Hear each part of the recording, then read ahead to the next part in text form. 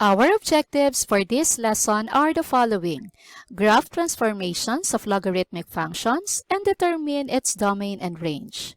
I suggest that you watch these videos to easily understand today's lesson. Do you still remember the graphs that we did from our previous lesson?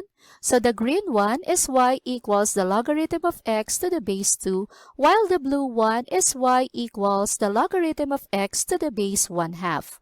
Now, what can you say with the functions? What did you notice? The bases. So 1/2 is the reciprocal of 2.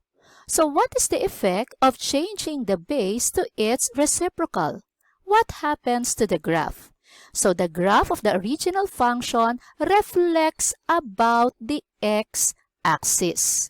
So the graph of y equals the logarithm of x to the base b and y equals the logarithm of x to the base 1 over b are symmetric over the x-axis. So if you are given the graph of y equals to the logarithm of x to the base b, you can plot its symmetrical graph over the x-axis by simply changing the sign of the y coordinates. Let's have an example. Let us take this point. This point is 4, 2. Changing the sign of the y coordinate, this will be 4, negative 2. And this is the point.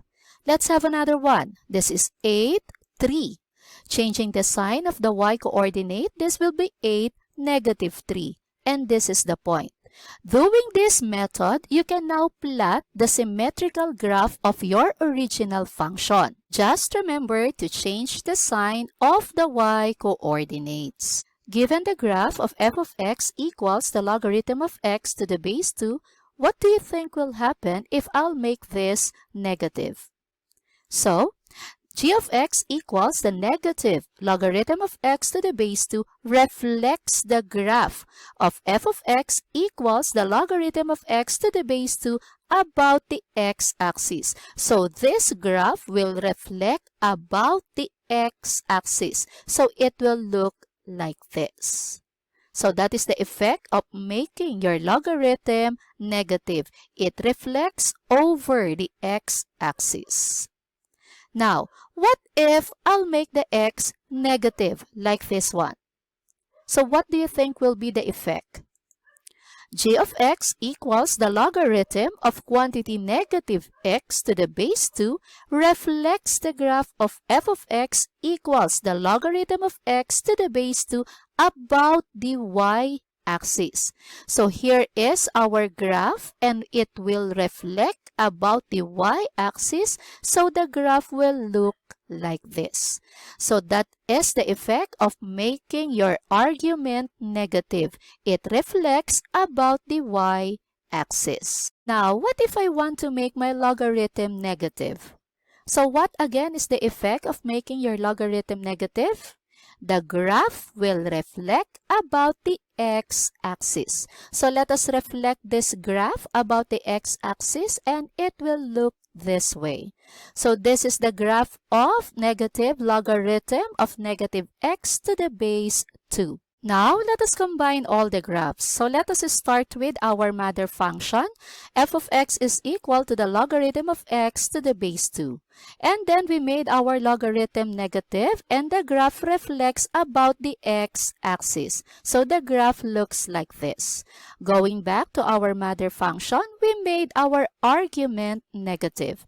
And so this graph reflects about the y-axis and it looks this way. And then we made our logarithm again negative. So this graph reflects about the x-axis and it looks this way. So these are the basic transformations of the logarithm of x to the base b. Let us study some more transformations. So let's start with our mother function. F of x is equal to the logarithm of x to the base 2. You already know the graph of it. Now what if I add a constant to my logarithm, such as this one? G of x is equal to the logarithm of x to the base 2 plus 1. What is the effect of plus 1 here? So g of x is equal to the logarithm of x to the base b plus d makes the graph of the logarithm of x to the base b move d units up. So meaning my graph will move 1 unit up. So let me use a reference point. I'll make use of the x-intercept 1, 0. If my graph will move 1 unit up, then this point should end here. So let us push our graph 1 unit up, and that's it. So the asymptote, the vertical asymptote remains the same. That is the line x is equal to 0. Now let us determine the domain and range. For the original function, the domain is from 0 to positive infinity, 0 not included. For the range, that is from negative infinity up to positive infinity. Now for the green graph, the domain is also from 0 to positive infinity, 0 not included. For the range, also the same, from negative infinity to positive infinity. So this means that adding a constant to logarithm of x to the base b doesn't affect the domain and range of your original function. Now let us have negative d, such as g of x is equal to the logarithm of x to the base 2 minus 2. So what is the effect of minus 2? G of x equals the logarithm of x to the base b minus d makes the graph of logarithm of x to the base b move d units down. So it means my graph will move 2 units down. So again, let me use a reference point, our x-intercept 1, 0. If my graph will move 2 units down, then this point will end here. So now let us pull our graph 2 units down, and that's it. So for the vertical asymptote, it remains the same. That is the line x equals 0. For the domain and range, the domain and range of the original function are the same. Domain is from 0 to positive infinity, and the range is from negative infinity to positive infinity. For the green graph, the domain is also 0 to positive infinity, and the range is also negative infinity to positive infinity. Just like in adding d, subtracting d doesn't affect the domain and range of your original function. This time, let us do transformation with our argument. Let us add minus c, such as g of x is equal to the logarithm of quantity x minus 2 to the base 2. So what is the effect of negative 2 here? G of x equals the logarithm of quantity x minus c to the base b makes the graph of logarithm of x to the base b move c units to the right. Mind you, it is to the right if it is minus. You might be asking me, Mom, why to the right? It is minus. It is because you have to equate that to 0. And solving for x, we're going to move negative 2 to the other side, so x is equal to 2. This time, this is positive, so you're going to move it to the right. So this means my graph will move 2 units to the right. Let me use again the reference point 1, 0. Moving the graph 2 units to the right, then this will end up here. So let us now push our graph 2 units to the right. That's it. Let us determine the domain and range of the original function. The domain is from 0 to positive infinity. The range is from negative infinity to positive infinity. Now, for the green one, since our graph moved 2 units to the right, the vertical asymptote also moved 2 units to the right. So this is now our new vertical asymptote.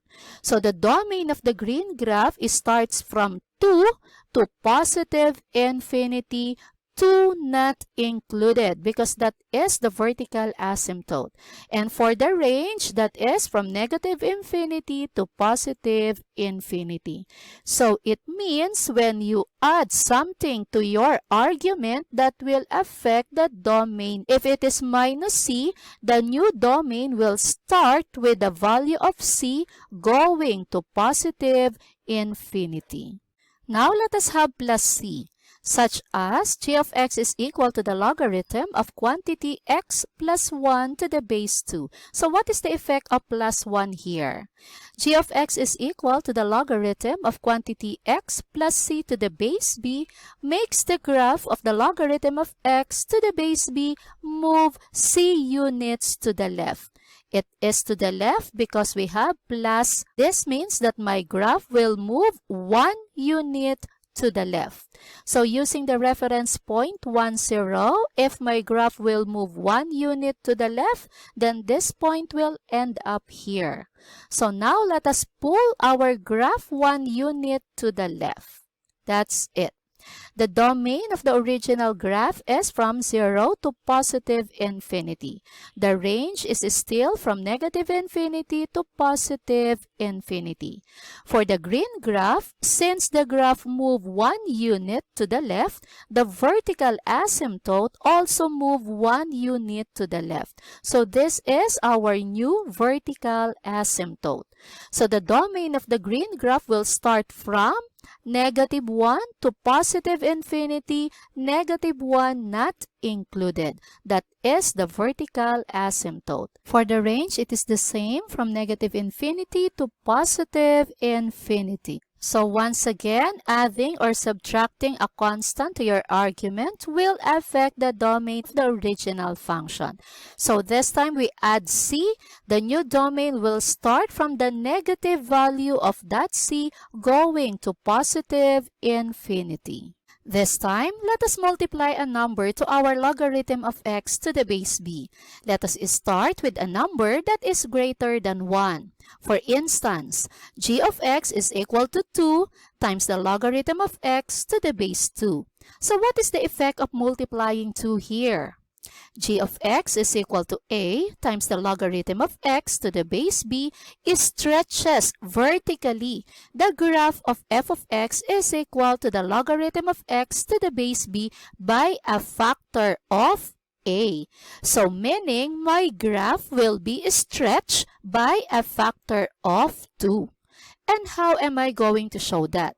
By simply multiplying the y-coordinates of the original graph by the factor of a.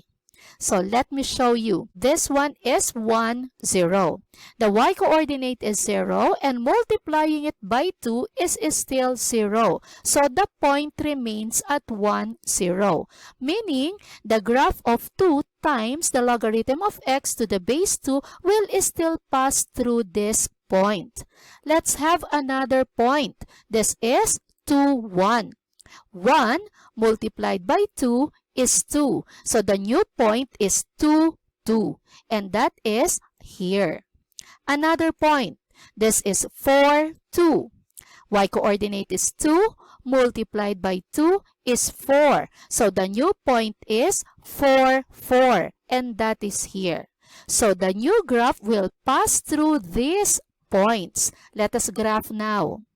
That's it. Now, for the domain of the original function, we know it already from 0 to positive infinity, and the range is from negative infinity to positive infinity. For the green graph, the domain is also from 0 to positive infinity. The vertical asymptote did not move at all. So meaning this graph will get closer and closer to the vertical asymptote, which is the y-axis. For the range, also from negative infinity to positive infinity. Meaning, multiplying our logarithm of x to the base b by a factor greater than 1 does not affect our domain and range. This time, let us have an a that is less than 1 but greater than 0, such as g of x is equal to 1/2 times the logarithm of x to the base 2. So what is the effect if our a is less than 1 but greater than 0? It compresses vertically the graph of f of x is equal to the logarithm of x to the base b by a factor of a. So this means my graph will be compressed by a factor of 1/2. So let me show you. Again, let me get a point. This one is 1, 0. The y-coordinate is 0. multiplied by 1/2 is still 0. So the point remains at 1, 0. It means that the graph of 1/2 times the logarithm of x to the base 2 passes through this point. Let's have another point. Let's have 2, 1. 1 times 1/2 is 1/2. So the new point is 2, 1/2. And it is here. Another point, this is 4, 2. So 2 times 1/2 is 1. So the new point is 4, 1. And that is here. So the new graph will pass through these points. Let us graph. Let us determine the domain. For the original function, we know it already from 0 to positive infinity. And for the range is from negative infinity to positive infinity. For the green graph, since the vertical asymptote did not move at all, so the domain is also from 0 to positive infinity. And the range is also the same, from negative infinity to positive infinity. So it means multiplying our logarithm of x to the base b by a factor that is less than 1 but greater than 0 does not affect the original domain and range. This time, let us have an a that is less than 0, meaning a negative number. So let me just continue my previous example, but I'm going to make it negative. So what again is the effect of making your logarithm negative? It reflects about the x-axis. And to do that, I'll just have to change the sign of my y-coordinate. So here, the y-coordinate is 1/2, so it will become negative 1/2. So the new point is 2, negative 1/2, and that is here. For this one, the y-coordinate is 1, so this will become 4, negative 1, and that is here. So the graph will pass through these points. Now let us graph. This is the graph of g of x equals the negative 1/2 times the logarithm of x to the base 2. The domain of the original function is still from 0 to positive infinity, and the range is from negative infinity to positive infinity. For the red graph, the domain is also from 0 to positive infinity, and the range is also from negative infinity up to positive infinity. So, multiplying logarithm of x to the base b by a factor that is less than 0, meaning negative number, does not affect the domain and range of the original function. So what changes does it do? It makes the function a decreasing function. Now let us do extra challenge. Let us graph f of x is equal to negative 2 times the logarithm of quantity x minus 2 to the base 2 plus 1. I already have here the graph of our mother function, the logarithm of x to the base 2. Let us enumerate the transformations. Let's start with negative 2 here. Negative 2 here means the graph will move 2 units to the right. So from here, it should end up here. So let us move our graph 2 units to the right. That's it. And then positive 1 here means the graph will move 1 unit up. So from here, 1 unit. Let's move. Okay. Now, since our graph moved 1 unit up, our x-axis will be changed. So our new x-axis now is this one. Now, 2 here means the graph will be stretched by a factor of 2. So this point is 3, 1. 1 times 2 is 2. So the new point is 3, 2. And that is here. So the new graph is this one. Next, negative here means the graph will reflect down. But be careful here. You will not simply change the sign of your y-coordinate. Remember that your graph moved 1 unit up. So your new x-axis is this line. So the best way to do is to count how many units it is away from the new x-axis. And that is 1 unit away. So from the new x-axis, you count also 1 unit going down. So this is the point. Now, let us reflect the graph. So, this is the graph of f of x equals negative 2 times the logarithm of quantity x minus 2 to the base 2 plus 1. Now, for the domain, since the graph moved 2 units to the right, the vertical asymptote also moved 2 units to the right. So, this is our new vertical asymptote. So, the domain is from 2 to positive infinity, while the range remains the same from negative infinity to positive infinity. Here is the summary of what we have discussed, the different transformations involving logarithmic functions.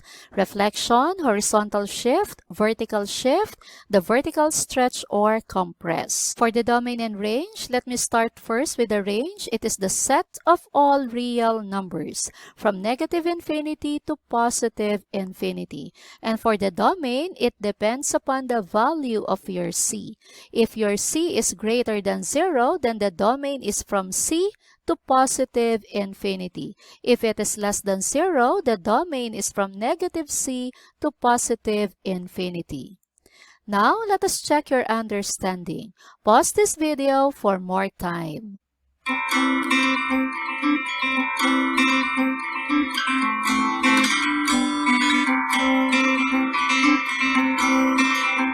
Let us answer. So negative 3 here means the graph will move 3 units to the right. And then positive 2 here means the graph will move 2 units up. And negative here means the graph will reflect down. So here is the graph. For the domain, that is from 3 to positive infinity. And the range is from negative infinity to positive infinity. Gets?